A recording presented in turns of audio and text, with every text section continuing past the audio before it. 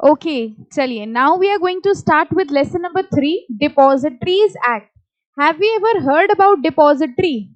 Depository के बारे में सुना है हम लोगों ने, डीमैट अकाउंट के बारे में सुना है हम लोगों ने. क्या होता है डीमैट अकाउंट में? पैसे रखे जाते हैं, शेयर्स होते हैं, किस फॉर्म में? इलेक्ट्रॉनिक फॉर्म में. यानी शेयर्स अगर फिजिकल फॉर्म में होते हैं तो वो शेयर सर्टिफिकेट के फॉर्म में होते हैं, लेकिन अगर हमारे शेयर्स इलेक्ट्रॉनिक फॉर्म में होते हैं तो उनको जिस अकाउंट में रखा जाता है उसको कहा जाता है डीमैट अकाउंट. डीमैट का मतलब क्या हुआ? डीमटीरियलाइजेशन, किसी भी चीज का मटीरियल फॉर्म. मटीरियल मतलब फिजिकल फॉर्म, डीमटीरियल मतलब इलेक्ट्रॉनिक फॉर्म. तो जब हम फिजिकल फॉर्म में शेयर्स को देखते हैं तो वो एक सर्टिफिकेट के फॉर्म में होते हैं, शेयर सर्टिफिकेट. लेकिन जब हम इलेक्ट्रॉनिक शेयर्स की बात करते हैं, जैसे आजकल जो कंपनीज अपने शेयर इशू करती हैं वो फिजिकल फॉर्म में नहीं करती हैं, वो किस फॉर्म में करती हैं? इलेक्ट्रॉनिक फॉर्म में. अगर आप किसी कंपनी के शेयर खरीदना चाहते हो या अगर आप किसी कंपनी के शेयर्स में ट्रेडिंग करना चाहते हो तो आपको जो शेयर मिलेगा वो किस फॉर्म में मिलेगा? इलेक्ट्रॉनिक फॉर्म में. और अगर आपके पास शेयर्स इलेक्ट्रॉनिक फॉर्म में हैं तो वो शेयर आपको कहां रखने पड़ेंगे? डीमैट अकाउंट में. Okay, so demat account is used to hold the shares in electronic format. Now ये डीमैट अकाउंट जिसके पास खुलवाया जाता है, जैसे आपका बैंक अकाउंट, बैंक अकाउंट में हम पैसे रखते हैं और वो बैंक अकाउंट आप अपने बैंक के पास खुलवाते हैं, बिल्कुल वैसे ही डीमैट अकाउंट में शेयर्स रखे जाते हैं. और ये डीमैट अकाउंट किसके पास खुलवाया जाता है? डिपॉजिटरी के पास. डिपॉजिटरी वो एसोसिएशन है या वो एंटिटी है जो डीमैट अकाउंट ओपन करवाती है. यानी अगर हमें डीमैट अकाउंट खुलवाना है तो हम किसके पास खुलवाएंगे? डिपॉजिटरी के पास. नाउ डिपॉजिटरी का सिस्टम समझने के पहले हम लोग देखते हैं कि ओल्ड सिस्टम में क्या होता था. देखिए, जो ओल्ड सिस्टम होता था उसमें कंपनी होती थी और कंपनी अपने शेयर डायरेक्टली दे देती थी किसको? इन्वेस्टर को.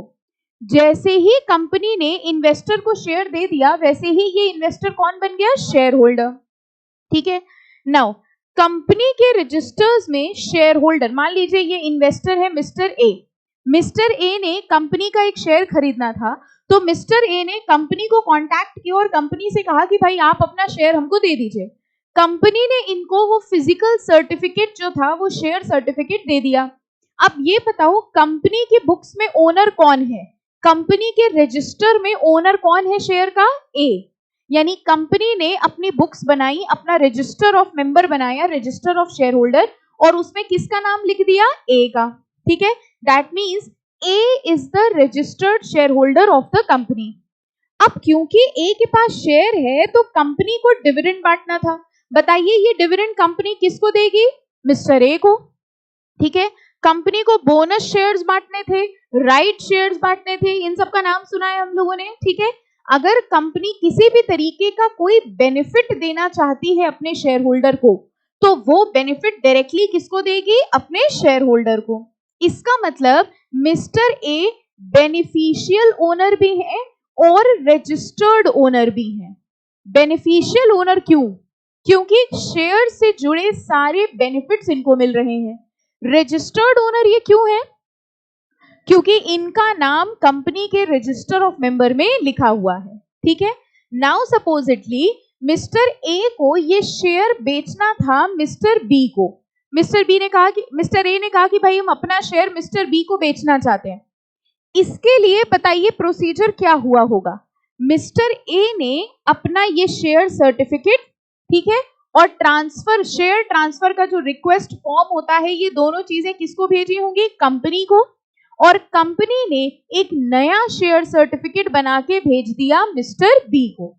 ठीक है, यानी कि मिस्टर ए ने दो चीजें भेजी. दो चीजें क्या? एक तो शेयर सर्टिफिकेट भेजा अपना जिसमें नाम पहले किसका लिखा हुआ था? ए का. प्लस उन्होंने एक भेजा ट्रांसफर फॉर्म. इस ट्रांसफर फॉर्म में मिस्टर ए ने लिखा होगा कि भाई हम अपना शेयर मिस्टर बी को ट्रांसफर करना चाहते हैं.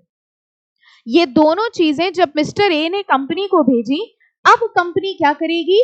कंपनी एक नया शेयर सर्टिफिकेट बनाएगी. नए शेयर सर्टिफिकेट में मिस्टर बी का नाम लिखेगी और ये सर्टिफिकेट किसको भेज दिया जाएगा? मिस्टर बी को. ये जो ट्रांसफर फॉर्म होता है क्योंकि एक एसेट ट्रांसफर हो रहा है इसलिए इसमें लगती है क्या, stamp duty. What is stamp duty? Tax लगता है एक तरीके। स्टैंप देखा है हम लोगों ने, किसी भी डॉक्यूमेंट में स्टैंप लगा देते हैं या वो ट्रांजैक्शन स्टैंप पेपर पे किया जाता है। ओके, तो ये एक ओल्ड सिस्टम था जहां पर शेयर फिजिकल फॉर्म में डील किए जाते थे। फिर से अंडरस्टैंड करते हैं, कंपनी होती थी, कंपनी को अपना शेयर देना होता था, किसको? इन्वेस्टर मिस्टर ए को। कंपनी ने वो फिजिकल शेयर बना के मिस्टर ए को दे दिया। मिस्टर ए ही इनके बेनिफिशियल ओनर होंगे और मिस्टर ए ही इनके रजिस्टर्ड ओनर होंगे। ये रजिस्टर्ड ओनर क्यों है? क्योंकि इनका नाम कंपनी के रजिस्टर ऑफ मेंबर में लिखा है। ये बेनिफिशियल ओनर क्यों है? क्योंकि इस शेयर से जुड़े सारे बेनिफिट यानी वोटिंग का अधिकार, डिविडेंड का अधिकार, ये सब कुछ किसको मिलेगा? मिस्टर ए को।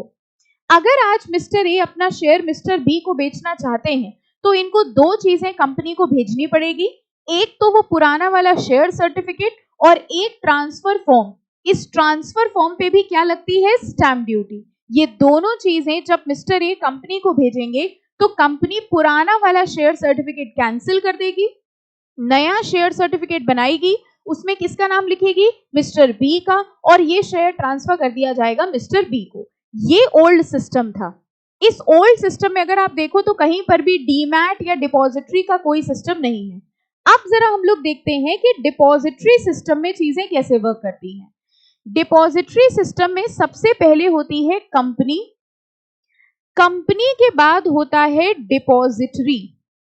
अच्छा एक बात बताइए, अगर आपको किसी बैंक में अकाउंट खुलवाना है, for example state bank of India में आपको अकाउंट खुलवाना है, तो आप कौन से एसबीआई में अकाउंट खुलवाते हो? हेड ऑफिस पे या आपकी नियरेस्ट ब्रांच पे?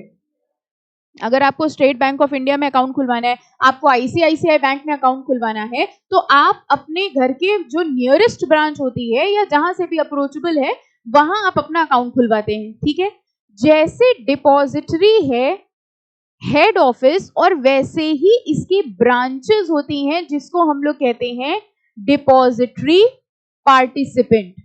ये बिल्कुल वैसे ही हैं जैसे एक बैंक होता है और उसकी ब्रांचेस। ये है बैंक और ये है उसकी ब्रांचेस।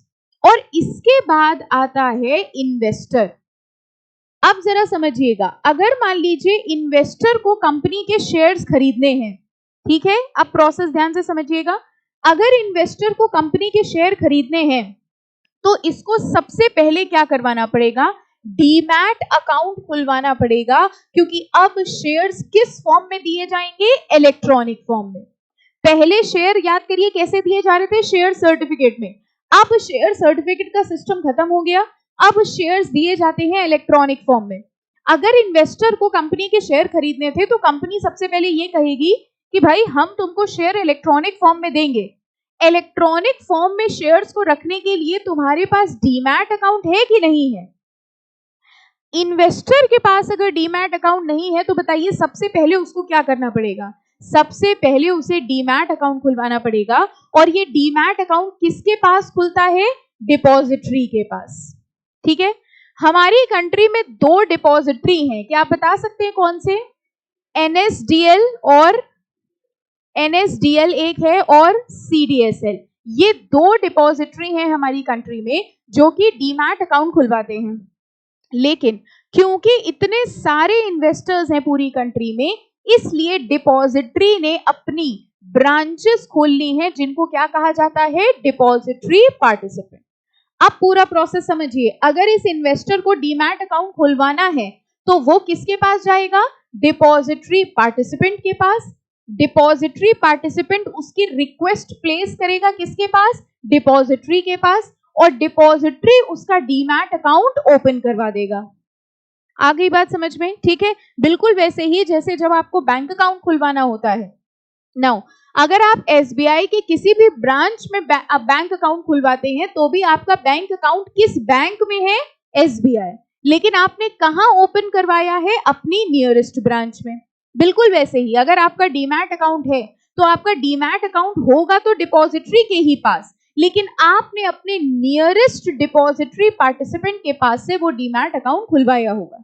कई बार अगर आपने देखा होगा, आप बैंक वगैरह जाते हो तो वहां पे लिखा रहता है यहाँ डीमैट अकाउंट भी ओपन होता है या demat account opening facility is also available.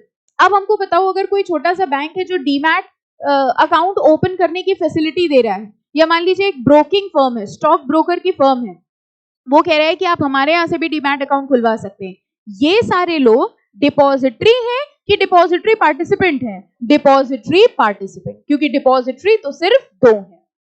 अब कंपनी ने क्या किया है, इनका नाम डिपॉजिटरी क्यों है? क्योंकि कंपनी ने अपने सारे के सारे शेयर किसके पास डिपॉजिट करवा दिए हैं? डिपॉजिटरी के पास। कंपनी ने कहा कि भाई देखो, हमको अब जो भी शेयर देने हैं सब इलेक्ट्रॉनिक फॉर्मेट में होने, तो हम अपने सारे इलेक्ट्रॉनिक शेयर तुम्हारे पास डिपॉजिट करवा दे रहे। किसके पास? डिपॉजिटरी के पास।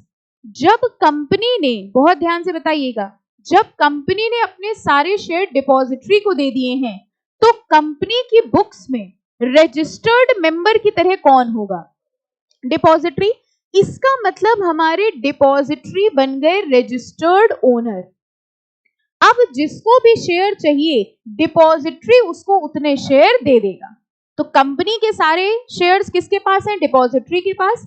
कंपनी ने डिपॉजिटरीज का, भाई हम तुमको सारे शेयर दे रहे हैं, तुम्हें जिस इन्वेस्टर को देने हो तुम शेयर दे देना, और इसलिए हम तुम्हारा नाम अपने रजिस्टर ऑफ मेंबर पे मेंशन कर ले रहे हैं।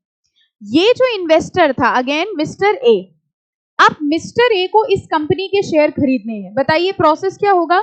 मिस्टर ए सबसे पहले किसके पास जाएंगे? डिपॉजिटरी पार्टिसिपेंट के पास। डिपॉजिटरी पार्टिसिपेंट इनके डिपॉजिट डीमैट अकाउंट की रिक्वेस्ट प्लेस करेगा डिपॉजिटरी के पास। डिपॉजिटरी इनका डीमैट अकाउंट ओपन कर देगा।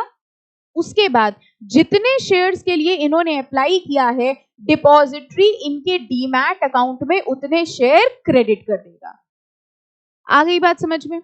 अब ये बताओ, मिस्टर ए ने जो ये शेयर लिए हैं, इन शेयर्स पे बेनिफिट मिस्टर ए को मिलना चाहिए या डिपॉजिटरी को? फॉर एग्जाम्पल, कंपनी ने शेयर पे डिविडेंड डिक्लेयर किया, तो ये डिविडेंड डिपॉजिटरी को मिलना चाहिए कि मिस्टर ए को? मिस्टर ए को। पैसा किसने दिया है? मिस्टर ए ने। इसका मतलब शेयर के सारे बेनिफिट्स किसको मिल रहे हैं? Mister A. तो क्या हम लोग ये कह सकते हैं मिस्टर ए इसके बेनिफिशियल ओनर हैं? अब देखिए, यहां पर थोड़ा सा आपको पिक्चर समझ में आएगी।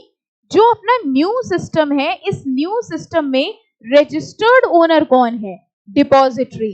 और बेनिफिशियल ओनर कौन है? इन्वेस्टर। जरा ओल्ड सिस्टम में देखो क्या हो रहा था। ओल्ड सिस्टम में mister A he beneficial owner भी थे और रजिस्टर्ड ओनर भी। न्यू सिस्टम में बस बीच में कौन आ गया? डिपॉजिटरी। और वो भी इसलिए क्योंकि अब जो शेयर्स हैं वो सब किस फॉर्म में होंगे? इलेक्ट्रॉनिक फॉर्म में। इलेक्ट्रॉनिक फॉर्म में शेयर्स को रखने के लिए हमको चाहिए डीमैट अकाउंट, और डीमैट अकाउंट कौन खुलवाता है? डिपॉजिटरी। तो इस सिस्टम के अंदर कंपनी ने अपने सारे शेयर डिपॉजिट करा दिए डिपॉजिटरी के पास। डिपॉजिटरी ने डिपॉजिटरी पार्टिसिपेंट्स क्रिएट करे। इन्वेस्टर को जब कभी भी शेयर लेना होगा तो वो अपने नियरेस्ट डिपॉजिटरी पार्टिसिपेंट के पास जाएगा, डीमैट अकाउंट खोलने की रिक्वेस्ट प्लेस करेगा। वो रिक्वेस्ट डिपॉजिटरी पार्टिसिपेंट किसको फॉरवर्ड करेगा? डिपॉजिटरी को। डिपॉजिटरी उसका डीमैट अकाउंट खोलेगा और उसके अकाउंट में उतने शेयर्स क्रेडिट कर देगा। ठीक है, इस पूरे सिस्टम पे रजिस्टर्ड ओनर कौन हुआ? डिपॉजिटरी। क्यों? क्योंकि कंपनी की नजरों में कंपनी ने अपने सारे शेयर किसको दिए थे? डिपॉजिटरी को।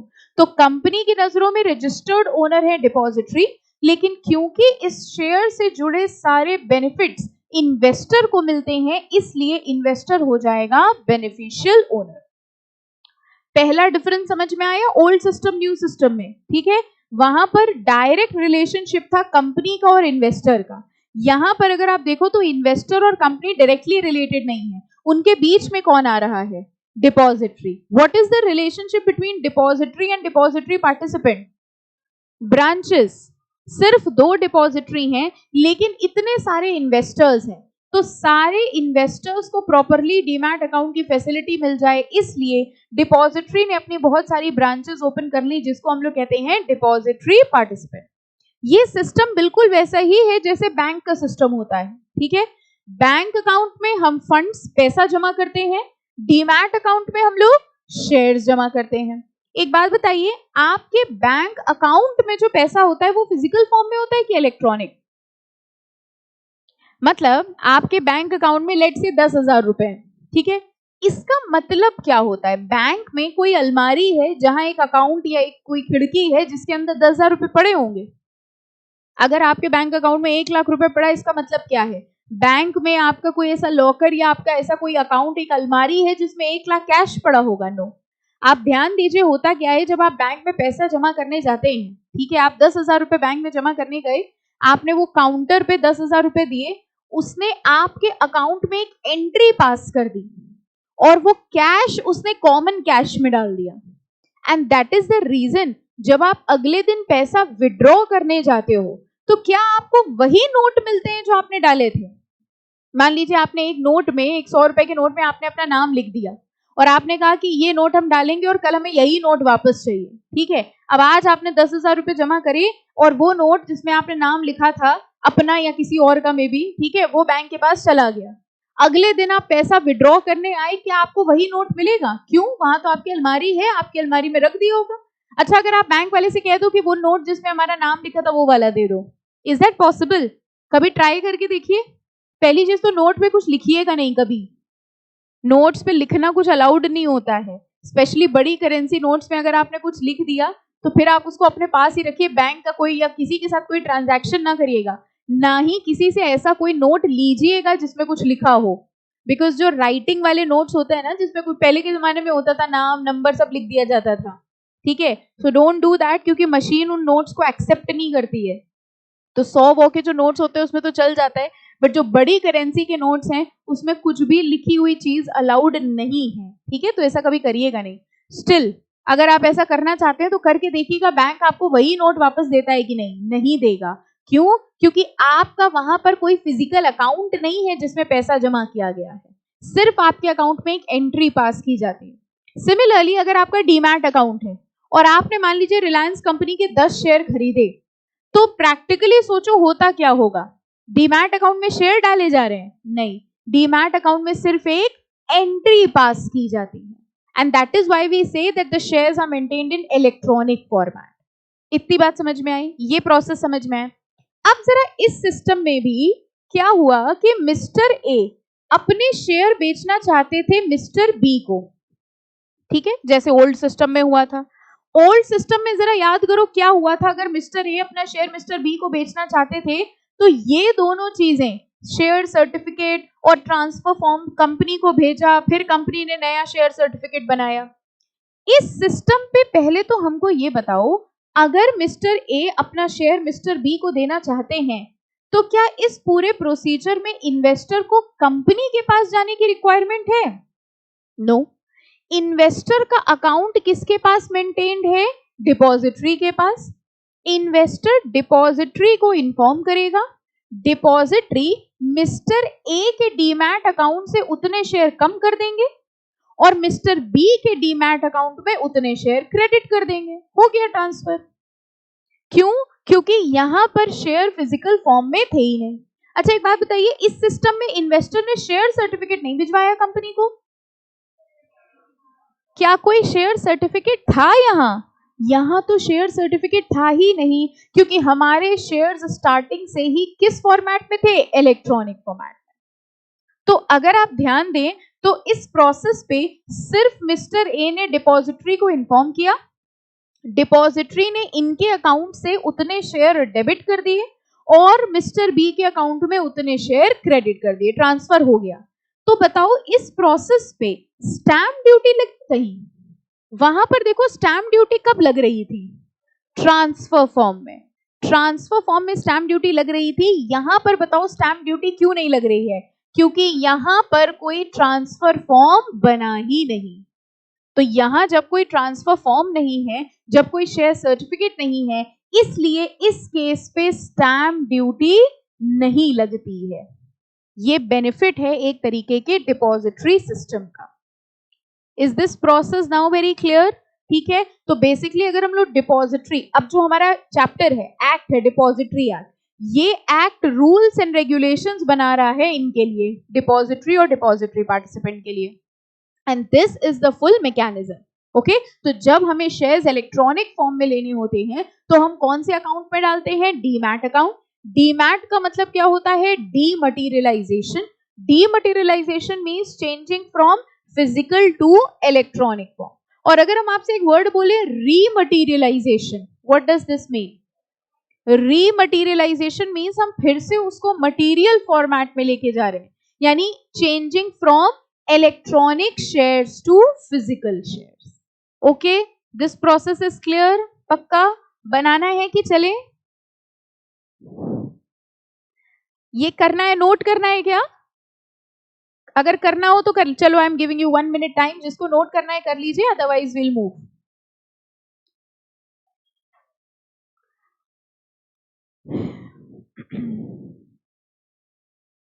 जिन्होंने मॉड्यूल 1 पढ़ा है उन्होंने पढ़ा हुआ होगा, that is why I think they don't require to note, but you know what, note कर लेना चाहिए, क्या पता कब जरूरत पड़े।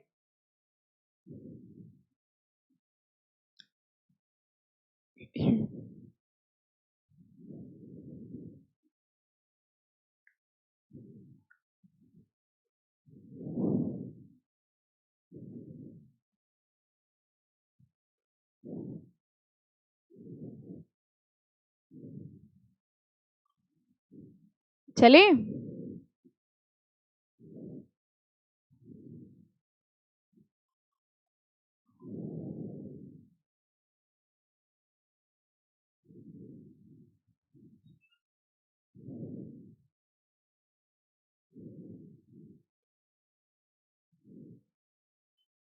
चले स्टार्ट करें? चलो, now we are going to start with the chapter depositories act 1996। देखिए, a depository is an organization like a central bank where securities of a share holder are held. जैसे बैंक में फंड्स होल्ड करते हैं, वैसे ही depository में क्या hold किया जाता है? शेयर्स। ठीक है, डिफरेंस क्या है? मेन चीज, वहां पर मनी होता है, यहां पर शेयर्स, लेकिन मनी भी इलेक्ट्रॉनिक फॉर्मेट में होगा और शेयर्स भी इलेक्ट्रॉनिक फॉर्मेट में। देखिए, a depository is an organization like central bank where securities are held in electronic format at the request of share holder. किसकी रिक्वेस्ट पर? शेयर होल्डर की रिक्वेस्ट पर। किसके थ्रू? Through the medium of depository participant. तो अगर हम आपसे ये कहें कि शेयर होल्डर डिपॉजिटरी के पास डीमैट अकाउंट खुलवाता है, किसके थ्रू? डिपॉजिटरी पार्टिसिपेंट के थ्रू। क्या शेयर होल्डर डायरेक्टली डिपॉजिटरी तक पहुंच सकता है? नहीं, उसके तक पहुंचने के लिए उसको किसके थ्रू जाना पड़ता है? Depository participant. देखो लिखा है, to utilise the services offered by depository. अगर हम डिपॉजिटरी की सर्विसेज लेना चाहते हैं, the investor has to open an account with depository through depository participant. I hope now the lines are very clear.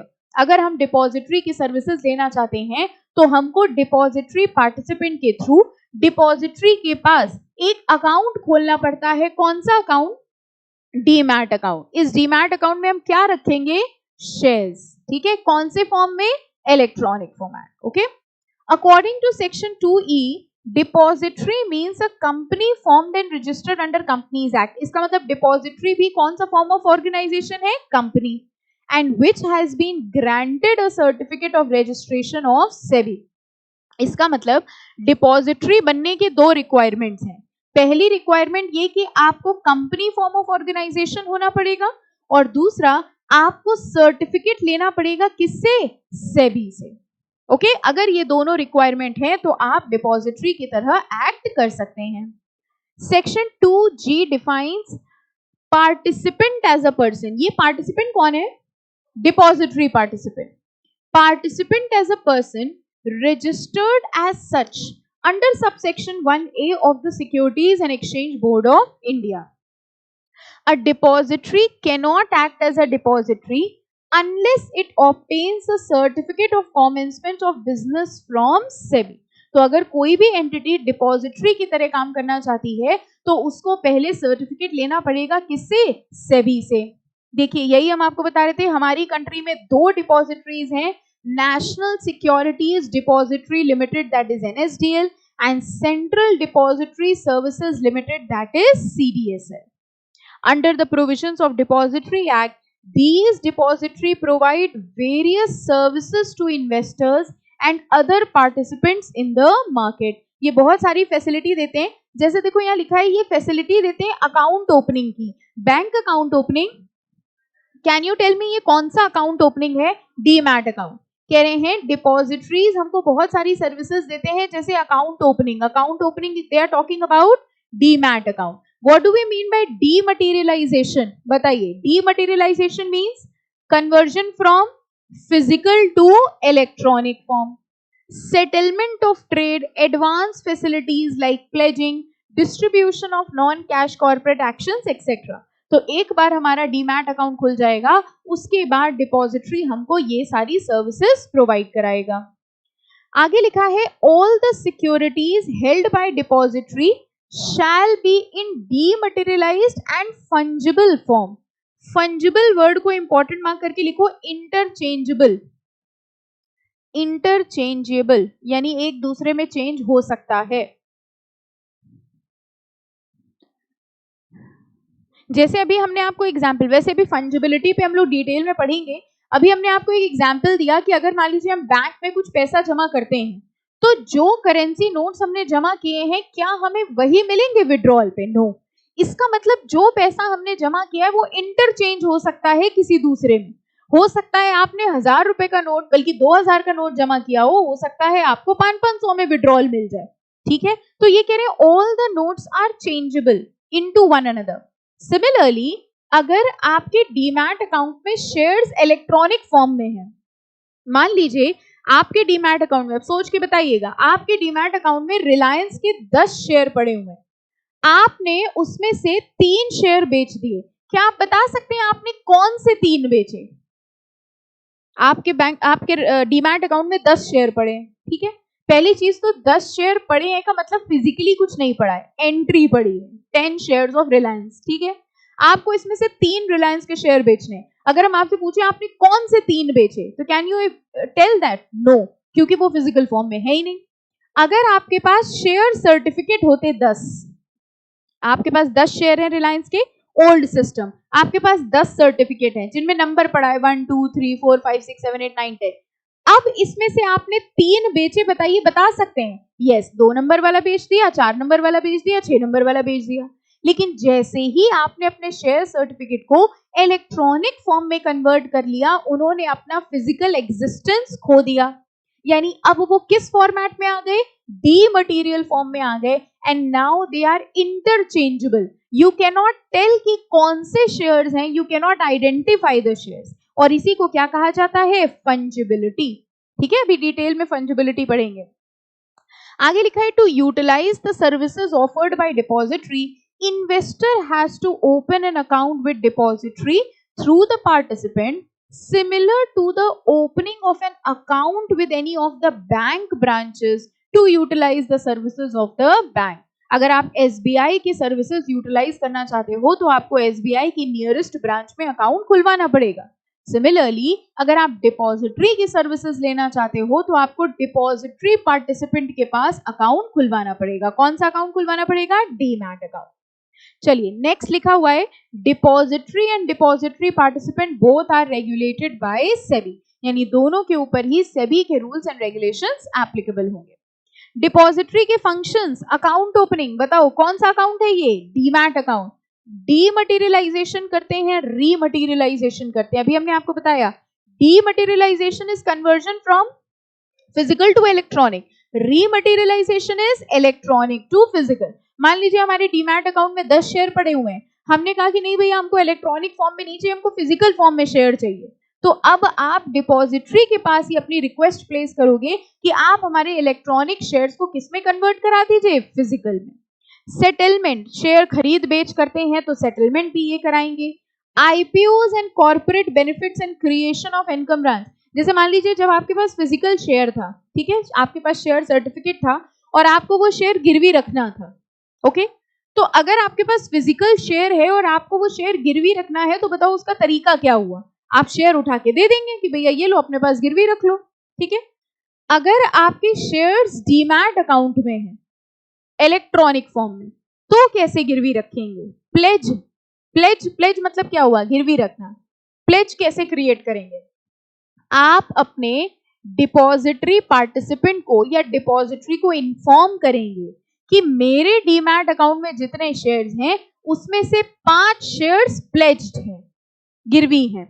यानी अगर हम ड्यू डेट पे पैसा नहीं दे पाए तो वो 5 शेयर आप उठा करके क्रेडिटर को दे देना।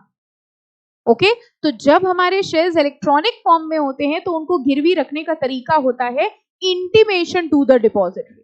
हम इंटीमेट कर देंगे कि भैया हमारे अकाउंट में इतने शेयर्स गिरवी हैं। फिजिकल वाले में दिक्कत नहीं थी क्योंकि फिजिकल वाले में हम लोग सीधे फिजिकली ट्रांसफर कर सकते थे। ओके, तो pledge create, encumbrance is pledge only. Encumbrance को लिखना चाहो तो प्लेज लिख लीजिए। प्लेज क्रिएट करना है, डिविडेंड देना है, बोनस देना है, ये सब का सब फंक्शन कौन करता है? Depository. Any doubts, any confusion till here? हाँ बेटा। हाँ, नॉन कैश कॉर्पोरेट एक्शन। देखो, जब हम किसी कंपनी का शेयर लेते हैं तो हमको 2 तरीके के बेनिफिट्स मिलते हैं, cash benefits and non cash benefit. Can you tell me cash benefit क्या हुआ? Dividend. Can you tell me non cash benefit? Bonus shares, right shares, ये सब नॉन कैश बेनिफिट्स हुए। ओके, अब हम लोग बात करेंगे डिपॉजिटरी और कस्टोडियन में डिफरेंस। कस्टोडियन वर्ड से क्या समझ में आता है? What is a custodian? जिसके पास कस्टडी है। फॉर एग्जाम्पल, हम कहीं बाहर घूमने जा रहे थे और हमने अपना कुछ, आप हमारे पड़ोसी हैं, हम बाहर घूमने जा रहे थे तो हमने सोचा हमारी ज्वेलरी हमारे घर में रखी हुई है, सेफ नहीं है, तो हमने कहा कि भैया कुछ समय के लिए आप अपने पास रख लीजिए, जब हम वापस आ जाए तो आप हमें दे दीजिएगा। क्या करेंगे आप? लेके भाग जाएंगे। हम बाहर जा रहे थे, हम आपके घर में आए, हमने कहा भैया हम 1 महीने के लिए बाहर जा रहे हैं, हमारी ये प्रीशियस ज्वेलरी है, ये आप अपने पास रख लीजिए, जब हम वापस आएंगे तो आप हमें दे दीजिएगा। ठीक है, बताइए हमने अपनी ज्वेलरी आपकी कस्टडी में रखवाई है कि आपको ओनर बना दिया? जब 1 महीने बाद हम आए तो हमने देखा पहने बैठे थे सारी, नॉर्मली घर पे भी पहने रहते थे, आपने कहा भैया हमारी हो गई। The difference between depository and custodian समझो। कस्टोडियन वो होता है जिसकी कस्टडी में हमने कुछ सामान रखवाया है but he is not the owner. अच्छा, सेकेंड एग्जाम्पल, बैंक में लॉकर में कुछ सामान रखा है कभी आपने? आपको पता है बैंक में लॉकर होता है, सबको पता है ये बात। क्या रखा जाता है उसमें? कुछ भी, आपके valuables, jewellery, whatever you want to keep. ये बताइए बैंक के लॉकर में आपने अपना जो सामान रखा है उसका ओनर कौन है? आप कि बैंक? आप हैं? कंफर्म? कभी वापस जाके चेक करके देख के आओ रखा है कि चला गया। आप उसके ओनर हैं, बैंक उसका ओनर नहीं होता। बैंक उसका सिर्फ कस्टोडियन है क्योंकि आपने बैंक की कस्टडी में वो सामान रखवाया। ठीक है, अब हमको सोच के बताइएगा, कंपनी ने अपने शेयर्स डिपॉजिटरी के कस्टडी में रखवाए? डिपॉजिटरी सिर्फ कस्टोडियन है या ओनर भी है? कौन सा ओनर? Registered owner.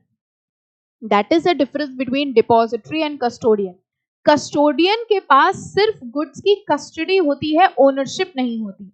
लेकिन डिपॉजिटरी के बारे में हमने देखा कि उसके पास शेयर्स की कस्टडी भी है और ओनरशिप भी है, भले ही रजिस्टर्ड ओनरशिप क्यों ना हो, क्योंकि कंपनी के रजिस्टर में तो ओनर की नजरों में कौन दिख रहा है? Depository. So that is the difference between depository and custodian. Depository is also the owner of shares. Custodian is not the owner of the shares, he is only holding the shares on someone's behalf. Okay, तो देखिए लिखा है both depository and custodian services are responsible for safe keeping of security. दोनों का ही काम है shares को safely रखना, but they are different in the sense that depository can legally transfer beneficial ownership. एक बात बताइए, हमने आपको जो पूरा सिस्टम समझाया था, मिस्टर ए जब अपना शेयर मिस्टर बी को ट्रांसफर कर रहे थे तो ये ट्रांसफर कौन कर रहा था? कंपनी की depository? Depository. Depository ownership transfer तभी कर सकता है जब उसकी खुद के पास ओनरशिप हो।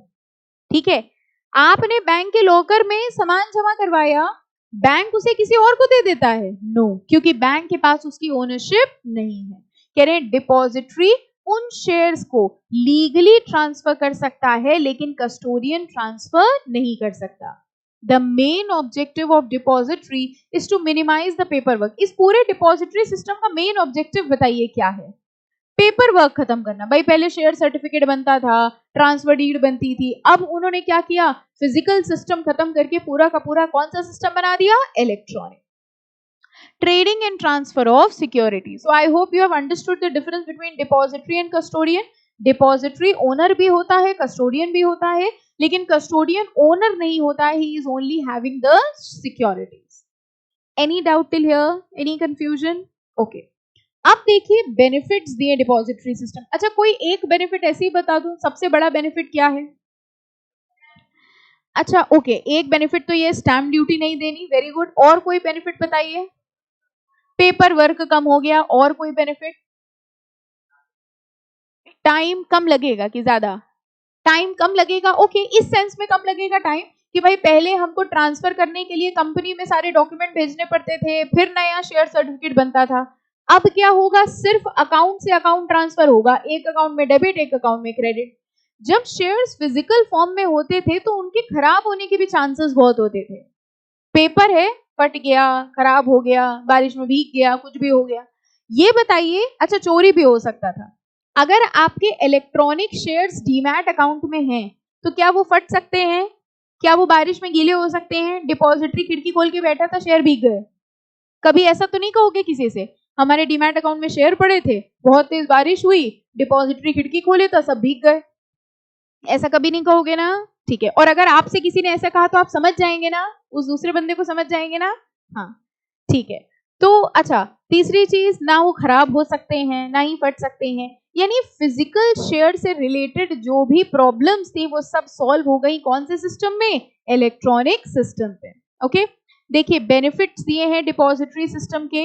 Elimination of bad delivery. Bad delivery क्या होता था? जैसे मान लो, एक दो समझाते रहे फिर पढ़ लेना. बैड डिलीवरी का मतलब कई बार क्या होता था, जैसे ओल्ड सिस्टम में याद करिए क्या होता था, अगर मिस्टर ए अपना शेयर मिस्टर बी को बेचना चाहते हैं तो बताओ प्रोसीजर क्या होता था? दो डॉक्यूमेंट्स जाते थे, कौन कौन से? शेयर सर्टिफिकेट और ट्रांसफर डीड. अब मान लीजिए उसने शेयर सर्टिफिकेट और ट्रांसफर डीड भेजा कंपनी को. कंपनी ने कहा अरे तुम्हारी ट्रांसफर डीड कंप्लीट नहीं है, तुम्हारी ट्रांसफर डीड प्रॉपरली साइंड नहीं है, तुम्हारी ट्रांसफर डीड में प्रॉपर स्टैम्प ड्यूटी नहीं है, इसलिए हम तुम्हारा ट्रांसफर नहीं करेंगे. This was considered as a bad delivery. Electronic system में क्या कोई पेपर कहीं भेजा जा रहा है? नो. और जब कोई पेपर, कोई लीगल वर्क हो ही नहीं रहा है तो वहां पर बैड डिलीवरी के चांसेस नहीं होंगे. ठीक है, फाइन. तो इसी तरह से सारे बेनिफिट्स हैं. देखो, risk associated with physical certificate, immediate transfer, जो एक टाइम वाला पॉइंट आपने बताया था, इमीडिएटली ट्रांसफर हो सकता है. These are all the benefits. ठीक है, पढ़ लेंगे इसको. तो ये वाले पॉइंट्स एक बार रीड करिएगा, कोई डाउट हो तो पूछिएगा. इंपॉर्टेंट लिख लो और रीड लिख लो, इंपॉर्टेंट है, एग्जाम में आ सकता है. और अब हम स्टार्ट कर रहे हैं डिपॉजिटरी सिस्टम एंड ओवरव्यू. अच्छा जल्दी से बताइए, डिपॉजिटरी सिस्टम किसके जैसा है? बैंक के जैसा. The depository system functions very much like the banking system.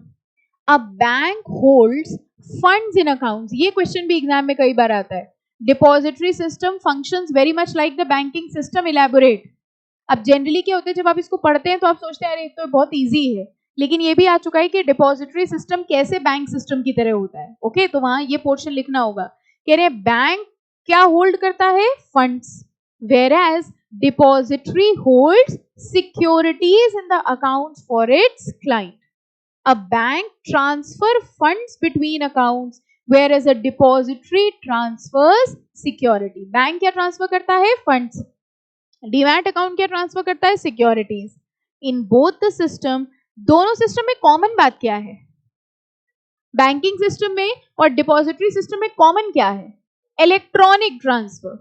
Bank भी जो आपके अकाउंट से किसी दूसरे अकाउंट में पैसा ट्रांसफर करता है तो क्या, जैसे आपने बैंक को बोला कि हमारे अकाउंट से मिस्टर ए के अकाउंट में 10,000 रुपए ट्रांसफर कर दीजिए, तो आपको क्या लगता है बैंक क्या करता है? किसी बंदे को भेजता है मिस्टर ए के घर झोला लेके कि ये लो 10,000 दे आओ. That is just an entry passed electronically. Similarly जब आप डिपॉजिटरी को बोलते हो कि हमारे अकाउंट से 10 शेयर्स मिस्टर बी के अकाउंट में ट्रांसफर कर दे, तो ये ट्रांसफर भी किस फॉर्मेट पे होता है? Electronic format. Both the bank and depository are accountable for safe keeping of funds and security. In the depository system, share certificate belonging to the investors are to be dematerialized and their names are required to be entered in the records of depository as beneficial owner. ये line जरा देखो, कह रहे हैं depository system में share certificate belonging to the investors are to be dematerialise. पहले बताओ इतनी लाइन समझ में आ गई? कह रहे डिपॉजिटरी सिस्टम में जो शेयर सर्टिफिकेट होते हैं वो डीमटेरियलाइज कराने पड़ते हैं। इतनी लाइन क्लियर? ठीक है। And their names are required to be entered in the records of depository as beneficial owner. बताइए इन्वेस्टर अब क्या बन जाएगा? Beneficial owner. क्यों? रजिस्टर्ड ओनर भी तो इन्वेस्टर होगा। रजिस्टर्ड ओनर कौन होगा? डिपॉजिटरी। ओल्ड सिस्टम में रजिस्टर्ड ओनर कौन था? इन्वेस्टर। बेनिफिशियल ओनर कौन था? Investor. I hope you are understanding the difference between registered owner and beneficial owner. जिसका नाम कंपनी के रजिस्टर्स में लिखा होता है रजिस्टर्ड ओनर। कंपनी के रजिस्टर पे डिपॉजिटरी का नाम क्यों लिखा है? क्योंकि कंपनी ने तो अपने सारे शेयर किसको दिए हैं? डिपॉजिटरी को। लेकिन उस शेयर से जुड़े सारे बेनिफिट्स किसको मिलते हैं? इन्वेस्टर को। अच्छा, बेनिफिट भी डिपॉजिटरी को मिलते हैं? भाई डिपॉजिटरी रजिस्टर्ड ओनर है, कंपनी जब डिविडेंड बांटे, वोटिंग राइट्स थे, वो भी डिपॉजिटरी को दे दे, दिक्कत क्या है? इन्वेस्टर कह रहा है हमने पैसे काहे के लगाए हैं, राइट भी तुम्हें मिल रहे हैं, ओनर भी तुम ही हो, हम सिर्फ पैसा देने के लिए हैं, इसलिए बेनिफिट्स मिल रहे हैं इन्वेस्टर को। और रजिस्टर्ड ओनर की तरह नाम कौन किसका लिखा है? डिपॉजिटरी का। Consequent to these changes the investor. अब बताओ, अच्छा ये लाइन समझ में आई कि नहीं?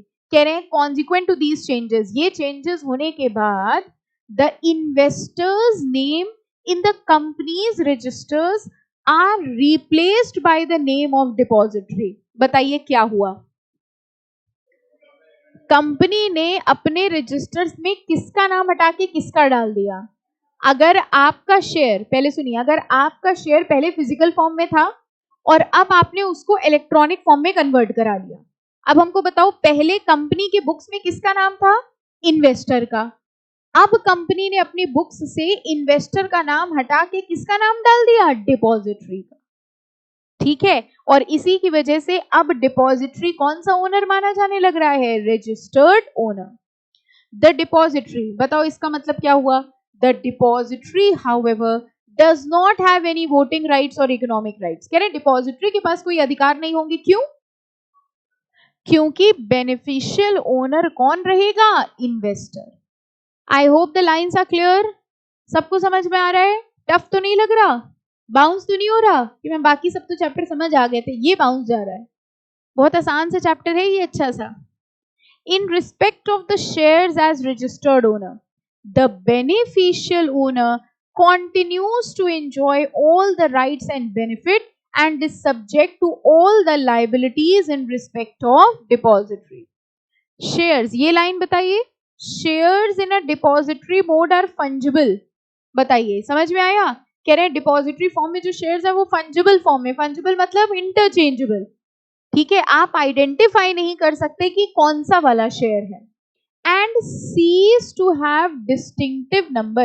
distinctive number is a serial number। जैसे आपके हाथ में जब नोट होता है, कैश, ठीक है, पैसा फिजिकल फॉर्म में, उनका नंबर होता है, हर नोट का एक नंबर होता है। लेकिन जैसे ही आपने वो पैसा बैंक अकाउंट में जमा करा दिया, अब बताइए क्या उनका नंबर है? नो, क्योंकि अब वो फिजिकल फॉर्म से किसमें कन्वर्ट हो गए? इलेक्ट्रॉनिक फॉर्म में। सिमिलरली जब आपके पास शेयर सर्टिफिकेट है, हर उस सर्टिफिकेट में एक नंबर होता है जिसको हम डिस्टिंक्टिव नंबर कहते हैं। लेकिन जैसे ही आपका वो फिजिकल शेयर इलेक्ट्रॉनिक शेयर में कन्वर्ट हो जाएगा, अब उसका वो सीरियल नंबर खत्म हो जाएगा। Okay, the transfer of ownership changes in the depository is done automatically on the basis of delivery versus payment. Clear? ठीक है, अब देखो मॉडल्स ऑफ डिपॉजिटरी में आइए, इंपॉर्टेंट मार्क कर लीजिए।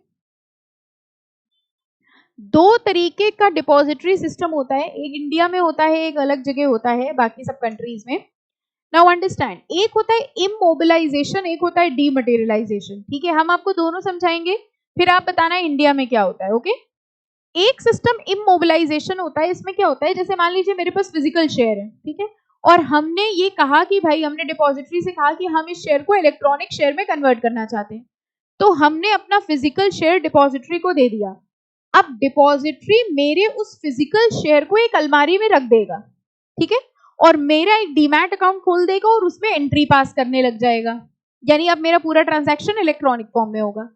कुछ समय बाद अगर मान लीजिए हम ये कहेंगे कि नहीं अब हमें इलेक्ट्रॉनिक नहीं, हमें फिजिकली चाहिए, अब बताओ डिपॉजिटरी क्या करेगा? मेरा वो डीमैट अकाउंट खत्म कर देगा और उस अलमारी से मेरा वही वाला सर्टिफिकेट निकाल के हमको दे देगा, यानी मेरा ओरिजिनल सर्टिफिकेट हमको मिल गया। इमोबिलाइजेशन का मतलब समझिए, मेरा जो सर्टिफिकेट था वो अब मोबाइल नहीं रह गया, मतलब अब वो मूव नहीं कर रहा, वो फिक्स रह गया, उसकी जगह पर बस अकाउंटिंग एंट्रीज चल रही हैं। लेकिन हम जब चाहें अपना ओरिजिनल वापस से सर्टिफिकेट ले सकते हैं, ठीक है। उल्टा सिस्टम होता है डीमटेरियलाइजेशन में। अब समझना डीमटेरियलाइजेशन में क्या होता है। डीमटेरियलाइजेशन में अगर हमने कहा कि हम अपना शेयर, ठीक है, ध्यान से कॉन्सेंट्रेट करना सब लोग, अगर हमने कहा कि हम अपना शेयर इलेक्ट्रॉनिक फॉर्म में कन्वर्ट करना चाहते हैं तो हमें दो चीजें भेजनी थी कंपनी को, क्या? Share certificate, transfer form.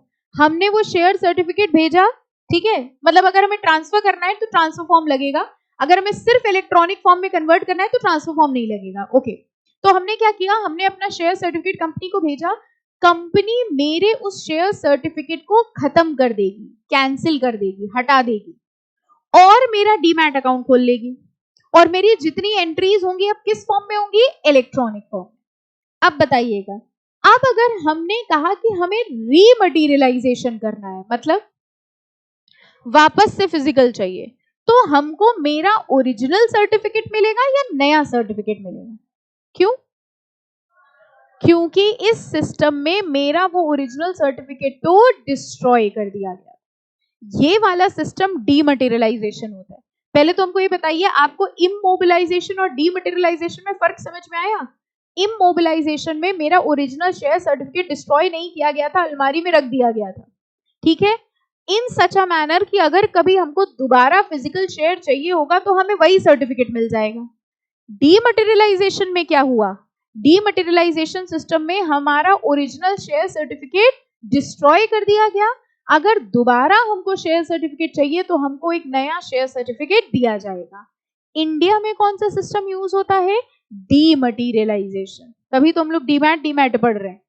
Immobilisation system हमारी कंट्री में यूज नहीं होता, यानी हमारी कंट्री में अगर आप अपने फिजिकल शेयर को इलेक्ट्रॉनिक में कन्वर्ट करना चाहते हो तो आपको वो फिजिकल शेयर कंपनी को देना पड़ेगा, कंपनी आपकी उस फिजिकल शेयर को डिस्ट्रॉय कर देगी, आपका डीमैट अकाउंट खुलवा देगी, आप डीमैट अकाउंट से ट्रांजैक्शन करते रहिए। जब आप दोबारा फिजिकल शेयर सर्टिफिकेट लेना चाहते हैं तो बताइए क्या होगा? ओरिजिनल मिलेगा या नया मिलेगा? ओरिजिनल मिलेगा कि नया मिलेगा? नया मिलेगा, क्योंकि ओरिजिनल वाला डिस्ट्रॉय हो गया। क्लियर? एग्जाम में आएगा तो लिख लेंगे पक्का। देखिए क्या लिखा है, इमोबिलाइजेशन कौन सा हुआ? Where physical share certificates are kept in vaults. Vaults वही अलमारी जो हमने आपको बताया। फिजिकल शेयर सर्टिफिकेट वॉल्ट्स में रखे जाते हैं डिपॉजिटरी के पास for safe custody and all subsequent transactions in these security take place in book entry form. What is a book entry form? Electronic form, ठीक है। आपका शेयर सर्टिफिकेट अलमारी में रख दियो और अब सारे ट्रांजैक्शन इलेक्ट्रॉनिक फॉर्म में होंगे। द एक्चुअल ओनर, बताओ इस लाइन का मतलब, the actual owner has a right to withdraw his physical security as and when desired. मतलब एक्चुअल ओनर के पास क्या अधिकार है कि वो जब चाहेगा अपना ओरिजिनल सर्टिफिकेट वापस ले सकता है। The immobilization of fresh issue may be achieved by issuing a jumbo certificate representing the entire issue. कई बार क्या होता है कि आपने कई सारे शेयर सर्टिफिकेट रखे तो एक सर्टिफिकेट दे दिया जिसमें सबका लिख दिया। Jumbo certificate means one certificate comprising of all the share, तो वो इशू कर दिया। लेकिन डीमैट में क्या होता है? No physical scrip in existence. जैसे ही आपने अपना शेयर सर्टिफिकेट सबमिट किया, आपका शेयर सर्टिफिकेट डिस्ट्रॉय कर दिया जाएगा, सिर्फ इलेक्ट्रॉनिक फॉर्म में एंट्रीज होंगी और अगर आपको वापस चाहिए फिजिकल तो नया शेयर सर्टिफिकेट इशू किया जाएगा। This type of system is cost effective and simple and has been adopted in India. वैसे अगर प्रैक्टिकली बात करें तो अब जितनी भी कंपनीज हैं कोई भी फिजिकल फॉर्म में अपना शेयर इशू नहीं करता। सेबी के हिसाब से अब ये गाइडलाइन है, रेगुलेशन है कि हर कंपनी को इलेक्ट्रॉनिक फॉर्म में ही शेयर्स इशू करना है। तो आज अगर आप ये चाहें कि भाई हम किसी कंपनी के शेयर्स लेना चाहते हैं फिजिकल फॉर्म में, वो आपको नहीं मिलेंगे। आपको सब जगह कौन से शेयर्स मिलेंगे? इलेक्ट्रॉनिक। इसलिए स्टॉक एक्सचेंज या स्टॉक मार्केट के किसी भी ट्रांजैक्शन को करने के लिए सबसे पहला स्टेप क्या होता है? डीमैट अकाउंट खुलवाना। बिना डीमैट अकाउंट के आप शेयर्स रखोगे कहां? Okay, so demat account is required. लेकिन आज भी कुछ लोग ऐसे हैं जिनके पास बहुत पुराने शेयर सर्टिफिकेट पड़े हुए हैं, जिन्होंने बहुत पहले लिया था। नाउ सी व्हाट हैपेंड, पहले तो शेयर सर्टिफिकेट ही मिलता था, तो लोगों के पास ऐसे गड्डी भर शेयर जैसे आपने 10 शेयर खरीद ली तो आपके पास ऐसे गड्डी भर शेयर्स रखे हुए हैं, शेयर सर्टिफिकेट रखे हुए हैं। जब ये डिपॉजिटरी सिस्टम आया तो उनसे कहा गया कि भाई आपके पास फिजिकल फॉर्म में शेयर है, आप इनको कन्वर्ट करा लीजिए इलेक्ट्रॉनिक फॉर्म में। बहुत सारे लोगों ने कन्वर्ट कराया, बहुत सारे लोगों ने कन्वर्ट नहीं कराया। जिन्होंने कन्वर्ट नहीं कराया उनके पास आज भी वो physical form of share available है। तो ऐसा नहीं है कि अगर उनके पास physical form of share available है तो वो वैलिड नहीं है, वैलिड वो भी है। बस ये है that will always have a risk, खराब हो गया, फट गया, कुछ भी हो गया, ठीक है। लेकिन मैक्सिमम लोगों ने अब अपने शेयर्स को किसमें कन्वर्ट करा लिया? Electronic form. समझ आ गया ये सिस्टम, ठीक है। अब देखो ये कुछ ऐसा ही चार्ट हम लोग ने भी बनाया था ना। सबसे पहले होता है इशू, इशूअर लिख लो इसको। इशूअर कौन हुआ बताओ? कंपनी, जो कंपनी दे रही है। उसके नीचे कौन होता है? डिपॉजिटरी। डिपॉजिटरी के नीचे कौन होता है? Depository participant. और उसके नीचे कौन होता है? इन्वेस्टर्स। और इन सबके बीच में अग्रीमेंट्स होते हैं। ऑब्वियसली ये लोग एक दूसरे के लिए काम कर रहे हैं तो standard agreement, standard legal agreement इनके बीच में साइन होते हैं। I hope this whole system is clear to all of you. Depository system समझ आ गया सबको? ओके अब डिपॉजिटरी पार्टिसिपेंट देखिए कौन होते हैं। Just as brokers act as an agent of investors at the stock exchange, depository participant is the agent of investor in the depository system. देखा जाए तो डिपॉजिटरी पार्टिसिपेंट दोनों का एजेंट होता है। बताओ किसका किसका? डिपॉजिटरी का भी और इन्वेस्टर का भी। हम ये कह सकते हैं इन्वेस्टर और डिपॉजिटरी को जोड़ने का काम कौन कर रहा है? Depository participant. Providing the link between the company and investor through depository. The depository participant maintains securities account balances and intimates the status of holding to the account holder from time to time. अब जैसे bank वाला आपको bank statement भेजता है, तो bank वाला आपको bank statement भेजता है जिसमें आपको टाइम टू टाइम पता चलता रहता है कि अच्छा हमारे अकाउंट में इतना इतना बैलेंस है। सिमिलरली डिपॉजिटरी पार्टिसिपेंट भी आपको एक स्टेटमेंट भेजेगा। बताओ उस स्टेटमेंट में क्या होगा? होल्डिंग स्टेटस, जिसको हम लोग स्टेटस ऑफ होल्डिंग कहते हैं। डिपॉजिटरी पार्ट, अगर आपका डीमैट अकाउंट है तो आपका डिपॉजिटरी पार्टिसिपेंट आपको स्टेटस ऑफ होल्डिंग भेजता है कि एज ऑन डेट आपके डीमैट अकाउंट में कौन कौन से शेयर्स हैं, ठीक है। तो जैसे बैंक वाला हमको बैंक स्टेटमेंट भेजता है, डिपॉजिटरी पार्टिसिपेंट हमको स्टेटस ऑफ होल्डिंग भेजता है। ओके, ये डीपी की कैरेक्टरिस्टिक्स हैं। डिपॉजिटरी पार्टिसिपेंट के ट्रांसमिशन रिक्वेस्ट लेता है, डिपॉजिटरी के एजेंट की तरह काम करता है। कस्टमर इंटरफेस ऑफ डिपॉजिटरी, भाई कस्टमर सबसे पहले किसके पास जाएगा? डिपॉजिटरी पार्टिसिपेंट के पास। सिक्योरिटीज बैंक की तरह एक्ट करता है, अकाउंट ओपनिंग में हेल्प करेगा, dematerialization, rematerialization, all these functions will be performed by depository participant. Okay, कौन सा चैप्टर पढ़ रहे हैं हम लोग? डिपॉजिटरीज एक्ट पढ़ रहे हैं कि depository participant act? Depositories act, year क्या लिखा था? उसी पेज पे देख के बताया ना आपने टॉप पर। अब इतने भी आप शैतान हो गए हैं, हमने सोचा आप पीछे जाएंगे, लेकिन आपने कहा वहीं टॉप पे लिखा तो है। अच्छा ठीक है, डिपॉजिटरी और डिपॉजिटरी पार्टिसिपेंट, बैंक कौन होता है, ब्रांचेस कौन होती हैं? डिपॉजिटरी बैंक है और डिपॉजिटरी पार्टिसिपेंट उसकी ब्रांचेस। अगर हमें अपना अकाउंट इलेक्ट्रॉनिक फॉर्म में खुलवाना है तो कौन सा अकाउंट होगा वो? Demat account. What do we mean by the word dematerialisation? Conversion from physical shares to electronic form. And what do we mean by rematerialization? Conversion from electronic to physical form. Electronic form में अगर हम shares hold कर रहे हैं तो transfer करने में क्या बेनिफिट है? स्टैम्प ड्यूटी एप्लीकेबल नहीं होती क्योंकि यहां पर कोई ट्रांसफर फॉर्म बना ही नहीं है। न्यू सिस्टम डिपॉजिटरी सिस्टम में बेनिफिशियल ओनर कौन होता है? इन्वेस्टर। और registered owner depository. Old system में रजिस्टर्ड ओनर कौन होता था? इन्वेस्टर। और बेनिफिशियल ओनर इन्वेस्टर। ठीक है, फाइन, ओके। अब देखिए लिखा है a DP is one with whom an investor needs to open an account to deal in shares in electronic form. तो अगर हम अपने शेयर्स को इलेक्ट्रॉनिक फॉर्म में डील करना चाहते हैं तो हमें डीमैट अकाउंट खुलवाना पड़ेगा किसके पास? डीपी के पास. और वो एक्चुअली किसके पास खुलेगा? डिपॉजिटरी. कितने डिपॉजिटरी हमारी कंट्री में? 2. कौन कौन से? NSDL and CDSL. While depository can be compared to a bank, DP is like a branch of a bank with which an account can be opened. I hope clear. ठीक है, चलो यहाँ पे स्टॉप करेंगे. रजिस्ट्रार एंड इशूअर हम लोग next lecture में करेंगे. एक होमवर्क है आपका. क्या होमवर्क था? यही भूल गए, अभी भूल गए तो कहाँ करेंगे? बेनिफिट्स. वो जो बेनिफिट्स के पॉइंट्स हैं वो आपको रीड करके आना है. कोई डाउट हो तो पूछना है. ठीक है, चलिए, थैंक यू.